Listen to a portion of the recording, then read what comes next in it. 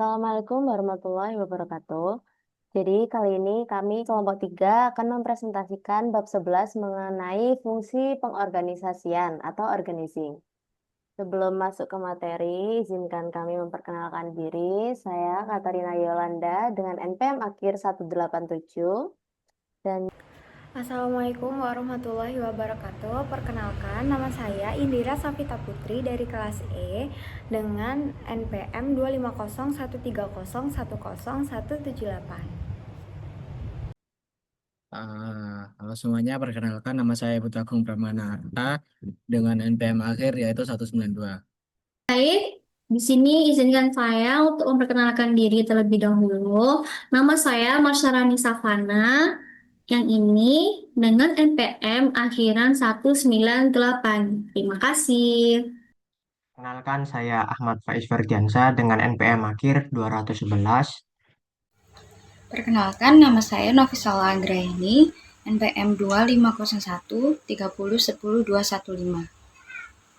jadi yang pertama ada pengertian organisasi. Jadi sebenarnya organisasi itu apa? Jadi organisasi itu persekutuan atau perkumpulan orang yang masing-masing diberi peranan tertentu dalam suatu sistem kerja dan pembagian kerja di mana pekerjaan dipilah menjadi tugas dan dibagikan kepada para pelaksana tugas atau pemegang jabatan untuk mendapatkan satu kesatuan hasil.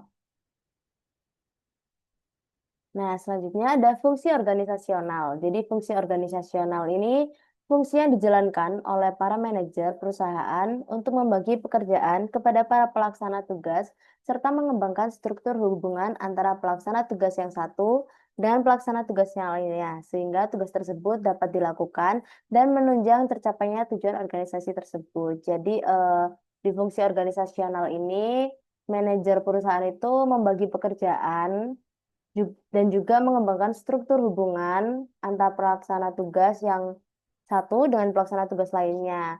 Jadi dengan tujuan tugas tersebut itu dilakukan untuk tercapainya tujuan organisasi.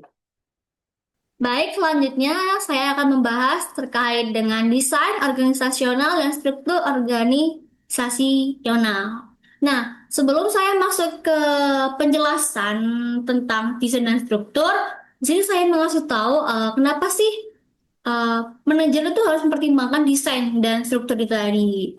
Jadi, tujuan organisasi yang ingin dicapai telah ditetapkan terlebih dahulu dalam suatu proses pengambilan keputusan atau planning. Nah, secara simultan, manajer itu harus mempertimbangkan apa yang sedang berlangsung dalam lingkungan organisasi perusahaan saat ini dan juga apa yang akan terjadi pada lingkungan organisasi perusahaan di masa yang akan datang.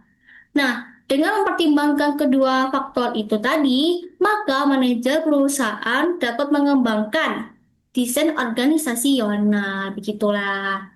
Jadi, pengertian desain organisasional itu apa sih? Maknanya apa sih? Jadi, desain organisasional yaitu suatu pemilihan struktur organisasi yang paling sesuai dengan tujuan, strategi, sumber daya organisasi, dan juga tugas-tugas yang dimiliki oleh sebuah perusahaan. Sedangkan struktur organisasional atau organization structure sendiri menunjukkan bagaimana berbagai aktivitas yang terdapat di dalam organisasi dibagi, dikelompokkan dan dikoordinasikan hubungannya, baik hubungan antara manajer dengan karyawan, manajer dengan manajer, karyawan dengan karyawan.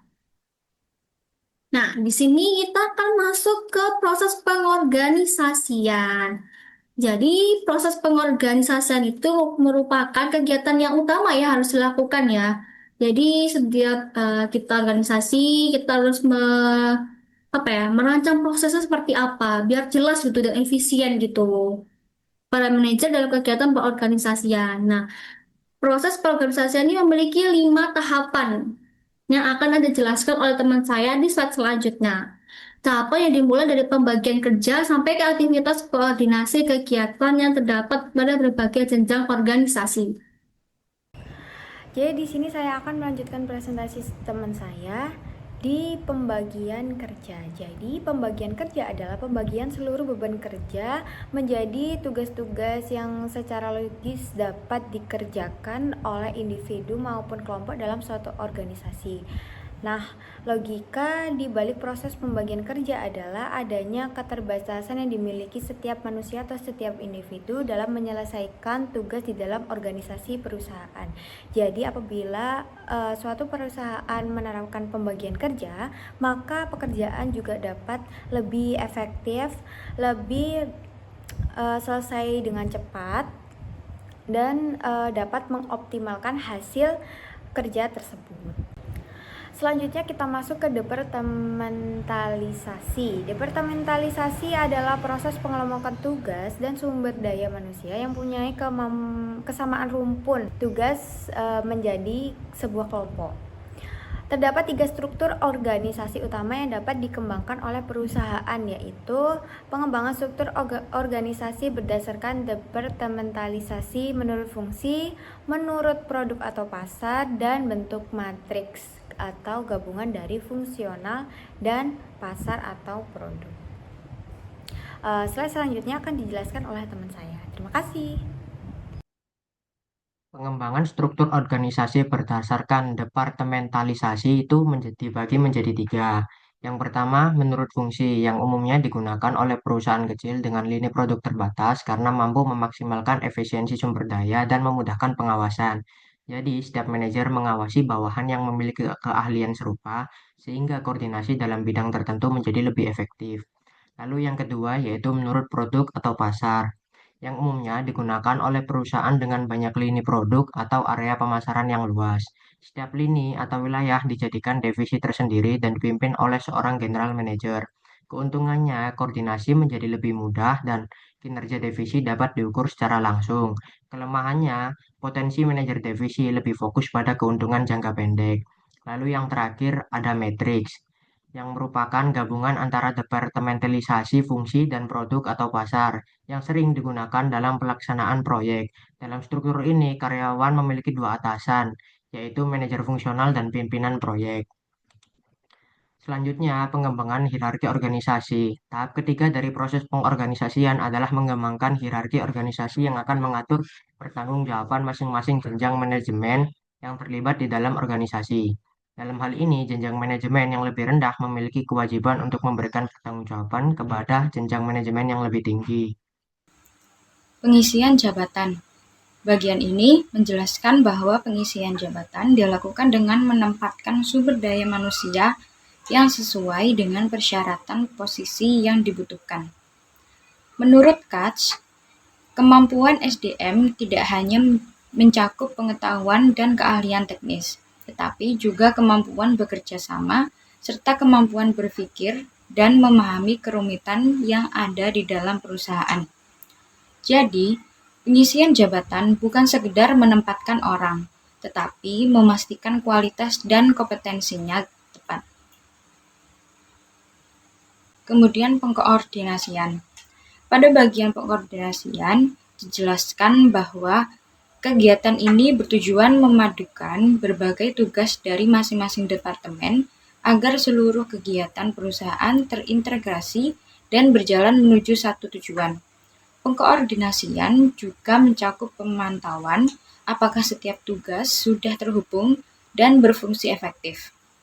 Intinya, koordinasi memastikan semua bagian perusahaan bergerak selaras dan tidak berjalan sendiri-sendiri. Faktor yang mempengaruhi struktur organisasi itu dibagi menjadi 4, yaitu ada lingkungan, yaitu organisasi yang semakin cepat perubahannya yang terjadi, maka semakin besar ketidakpastian yang akan terjadi sehingga hal tersebut akan menyebabkan para manajer menghadapi masalah yang lebih besar untuk memperoleh sumber daya organisasi yang lengkap. Nah, selanjutnya ada strategi. Pada saat manajer sudah melakukan pemilihan strategi, maka untuk dapat mengimplementasikannya strategi tersebut secara efektif, manajer harus membuat struktur organisasi yang dapat menunjang implementasi strategi. Nah, Yang ketiga ada teknologi. Semakin rumit teknologi yang digunakan, maka semakin diperlukan struktur organisasi yang fleksibel untuk meningkatkan kemampuan manajer. Yang keempat ada sumber daya manusia, yaitu semakin tinggi keahlian tenaga kerja dalam suatu organisasi dan semakin diperlukannya kerjasama di antara mereka dalam suatu kelompok untuk melaksanakan tugas mereka, maka struktur organisasi yang lebih tepat adalah struktur organisasi yang fleksibel. Nah, sekian dari pemaparan materi kelompok bab bab 11 dari kami. Sekian, terima kasih.